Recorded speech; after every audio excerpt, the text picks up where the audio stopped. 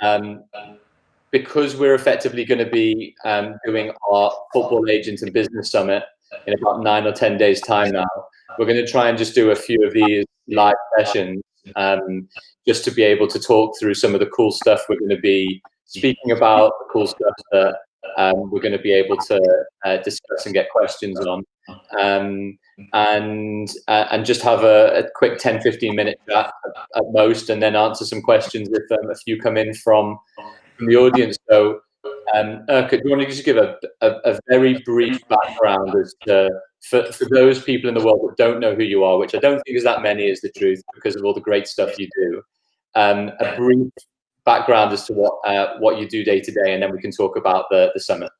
Okay, so very brief background about myself. So I actually did what you did. I studied law, and I became a lawyer like you. You're actively working as a specialized sports lawyer, and I did the academic career. I really did my master's and my doctorate in law, and then I ended up being an agent, which I really didn't want to get into it. It drives me into it, doing one work after the other, and now I'm working as a football agent, more or less, not as a lawyer like you do, and trying to teach with you together the future, who wants to become a sports lawyer or a sports agent. I'm based here in London as my headquarters, and I'm working for here the last 7 years. I'm a passionate worker, like not passionate that much like you, I think, but trying to do a lot of different things. And as you know, but teaching is always one major part of our lives, and bringing the next generation, and while we're working as agents, also bringing others into the game and helping them to become an agent is something I love. I love the process of being someone teaching and developing and then becoming a successful agent or a sports lawyer. It gives me like amazing push to do it more, and I've seen it many times, and so I want to do more, and hopefully together we can inspire more to join this business and make it nicer and better for all of us.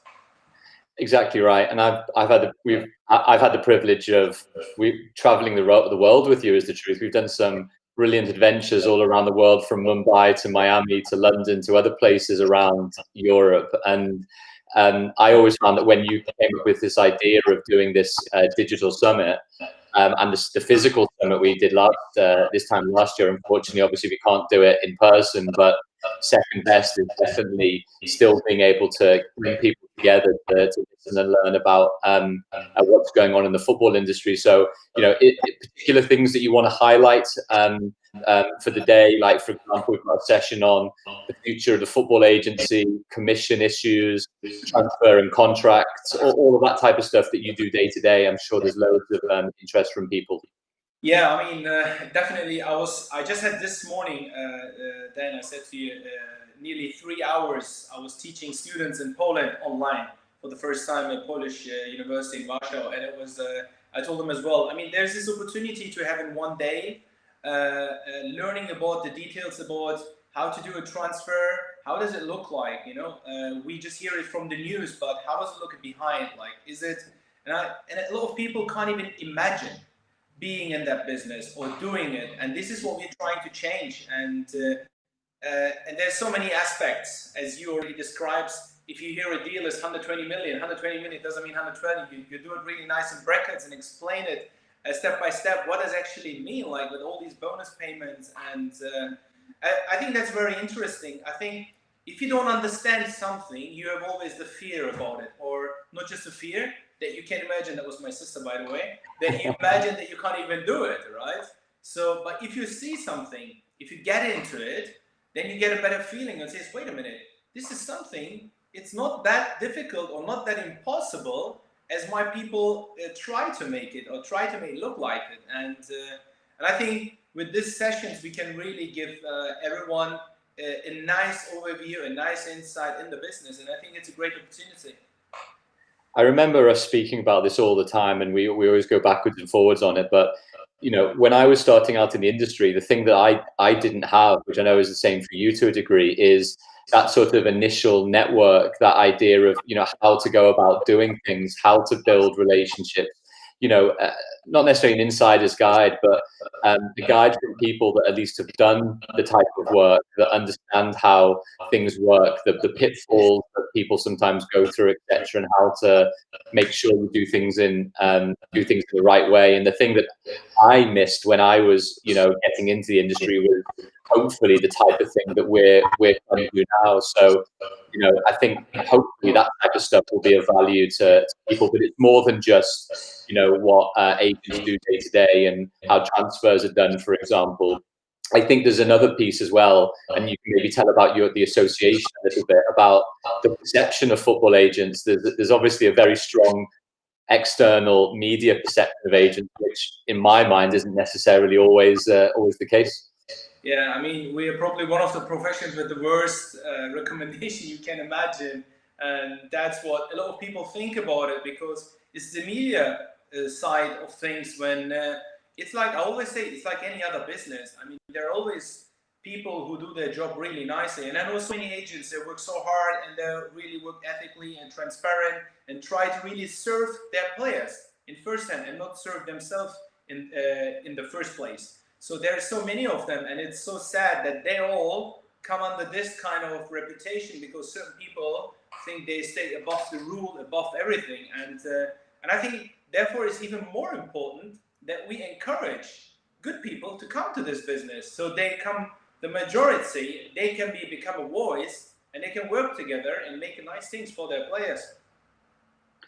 I completely agree, and I think that's one of the really important areas, which is to sometimes understand the media narrative that attaches to agents and players in the industry generally. So one thing just obviously to say is, I probably haven't mentioned it before, is that if you want to subscribe, if you want to come along on the day next Saturday to the Football Agency and Business Summit, we're going to put up the details in the clip how to join. It's £50 on the day, or rather before, for you to be able to actually join. If you go to FAB Summit on Twitter, you can search for Football Agent Education on LinkedIn. And if you are across any of the other channels you're watching this as well, if you just Google Football Agents Business Summit, you'll be able to pretty quickly find the link. And yeah, we really hope you'll join us. We're also going to do another session in the next few days, I think, with Misha as well, with Misha Sher, who is going to talk more about, as much as anything else, the branding, the image side of things, and the commercial agreements that he has huge amounts of experience on. And obviously you've worked closely with him on a variety of different projects as well. Could you maybe just very briefly just give a little bit about what hopefully people will be able to learn from that too? I think having all three of us on the same platform, it brings so much value for, not just for us, we learn from each other so much, I always say, but also for the ones who are listening, because representing an athlete is not anymore making a deal and get a commission and you're out. If you want to do it really in a great 360 way, where you can get most out for your athlete, an athlete is becoming more and more a brand, and that's what Misha is an expert in it. And I'm like glad that he's with us on Saturday next week to explain why athlete is not anymore an athlete, why a football player is not anymore just a football player. It's changing. It's becoming a players' league. It's slow, but it becomes like in America, where when we talk about the NFL or the NBA, we're not talking about clubs in the first place. We say they're the players' league. It's a players' league. It's not a clubs' league. So here we have in Europe still the perception about it's a clubs' league, but it's changing. You can see that players, as well, having their own social media presence, have their own voice now. They can represent themselves. They're coming together and building unions, different players together. So it's massive, and this is where it goes. So when a player in future goes somewhere to sign a contract, he will go as his own CEO, literally. I mean, that's how we have to understand. That's what Misha is doing a really nice way to get to us, to get a feeling about that, so that we are prepared for the future when we represent players who are big enough, who can become a brand, which will be more and more, that we can get most out of it. I totally think that, and that actually leads on beautifully to one of the last sections of the day, which is talking about the second career of a footballer. What's it like when a footballer might be wanting to do other things during his career, his or her career?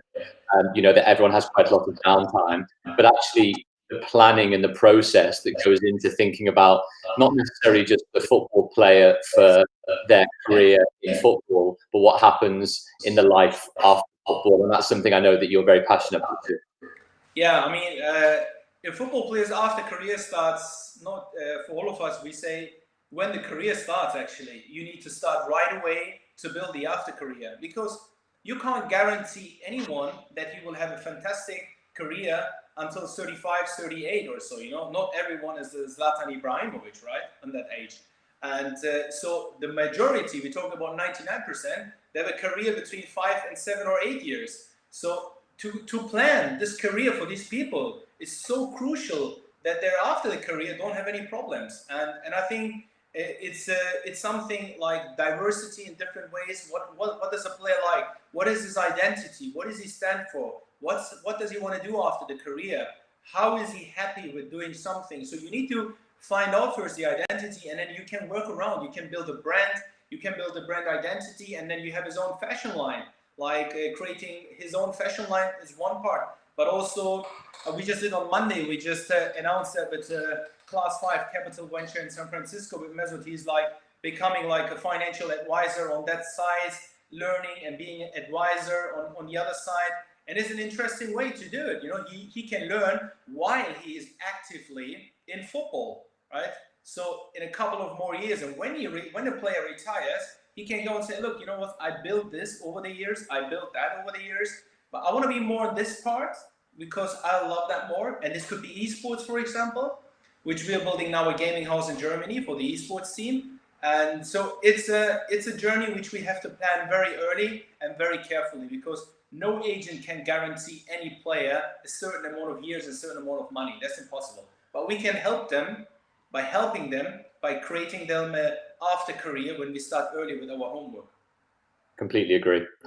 On that note, we've taken up 15 minutes, which has been a really good initial chat. I think what we're going to try and do for everybody is have another session in the next few days with Misha as well, where he can talk about a few different elements. But just to remind everybody, if you want to go search Google FAB Summit 2020, which is happening next Saturday, which is going to be great.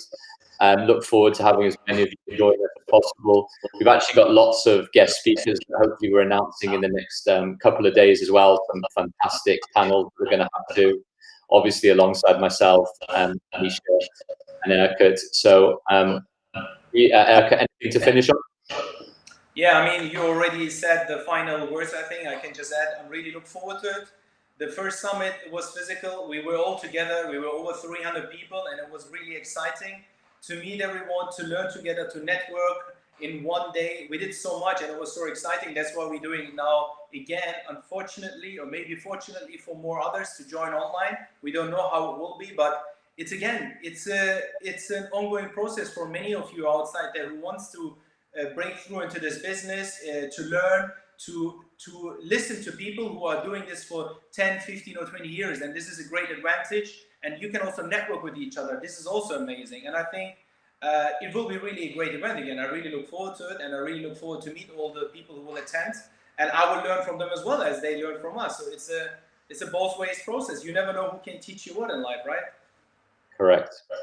Fantastic. Well, Erkut, great to catch up as always with you. We'll do another session in a few days with Misha, and have a good rest of your afternoon.